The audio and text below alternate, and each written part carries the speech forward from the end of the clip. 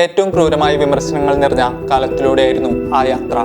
കരിയറിലെ ഏറ്റവും മോശം ഗോൾ വരൾച്ച, തുടർച്ചയായി 10 അന്താരാഷ്ട്ര മത്സരങ്ങൾ വലകുൽക്കാൻ കഴിയാതെ പോയ ഒരു 41-കാരൻ. ദുർബലരായ DR കോങ്കോയോട് പോർച്ചുഗൽ സമനില വഴങ്ങിയപ്പോൾ പോർച്ചുഗീസ് മുൻനിര പത്രമായ എബോലയുടെ 1-ാം പേജ് വാർത്തയായിരുന്നു ഇത്.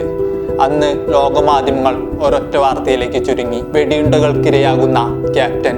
CR7 കഥ കഴിഞ്ഞെന്ന് എഴുതിത്തള്ളിയവർക്ക് മുന്നിലേക്കാണ് പോർച്ചുഗൽ അടുത്ത മത്സരത്തിനിറങ്ങിയത്. എതിരാളികൾ ഉസ്ബെക്കിസ്ഥാൻ. പക്ഷേ ചരിത്രം സാക്ഷിയാണ്. ഈ മനുഷ്യൻ നിങ്ങൾ എത്രത്തോളം ചവിട്ടിത്താഴ്ത്താൻ ശ്രമിക്കുന്നുവോ അത്രത്തോളം ശക്തമായി ഉയർത്തെഴുന്നേറ്റിരിക്കും. മത്സരം തുടങ്ങി വെറും 6-ാം മിനിറ്റ്.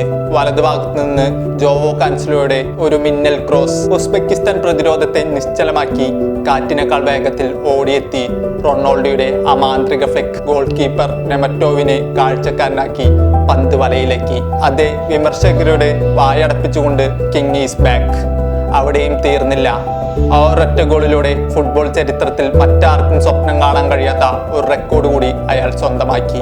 6 വ്യത്യസ്ത ലോകകപ്പുകൾ ഗോൾ നേടുന്ന ഭൂമിയിലെ ഒരേ ഒരു മനുഷ്യൻ, the one and only Cristiano Ronaldo. കളിയുടെ 1-ാം പകുതി അവസാനിക്കാൻ നിമിഷങ്ങൾ മാത്രം ബാക്കി. ന്യൂനോ മെൻഡിസിന്റെ ഫ്രീ കിക്കിലൂടെ പോർച്ചുഗൽ ഇതിനകം 2-0 മുന്നിലാണ്. അപ്പോഴാണ് മധ്യനിരയിൽ നിന്ന് ബ്രൂണോ ഫെർണാണ്ടസിന്റെ ആ തകർപ്പൻ ത്രൂ പാസ് വരുന്നത്. ഉസ്ബെക്കിസ്ഥാൻ പ്രതിരോധത്തിന്റെ ഹൃദയം പിളർന്നു വന്ന ആ പന്ത് സ്വീകരിക്കാൻ അവിടെ മറ്റാരുമായിരുന്നില്ല, സാക്ഷാൽ CR7 തന്നെയായിരുന്നു. ഒട്ടും പതറാതെ അതിലും ശാന്തമായി പോസ്റ്റിന്റെ കോർണറിലേക്ക് ആ ഒരു ലോ ഫിനിഷിംഗ്. സ്കോർ 3-0. ഇത് വെറും ഒരു ഗോൾ ആയിരുന്നില്ല, ഇത് ചരിത്രത്തിന്റെ പുനർവായനയായിരുന്നു. പോർച്ചുഗലിനായി ലോകകപ്പിൽ റൊണാൾഡോയുടെ 10-ാം ഗോൾ. ഇതോടെ തകർക്കപ്പെട്ടത് 6 പതിറ്റാണ്ടുകളായി, അതായത് 60 വർഷങ്ങളായി ആർക്കും തൊടാൻ കഴിയാതിരുന്ന ബ്ലാക്ക് പാന്തർ യൂസേബിയയുടെ 9 ലോകകപ്പ് ഗോളുകൾ എന്ന റെക്കോർഡാണ്. ഹൂസ്റ്റൺ സ്റ്റേഡിയം സാക്ഷിയാകുമ്പോൾ ഈ ഗോളിന് പോർച്ചുഗലിന്റെ എക്കാലത്തെ മികച്ച ലോകകപ്പ് ഗോൾ സ്കോറർ എന്ന സിംഹാസനത്തിലേക്ക് ക്രിസ്ത്യാനോ റൊണാൾഡോ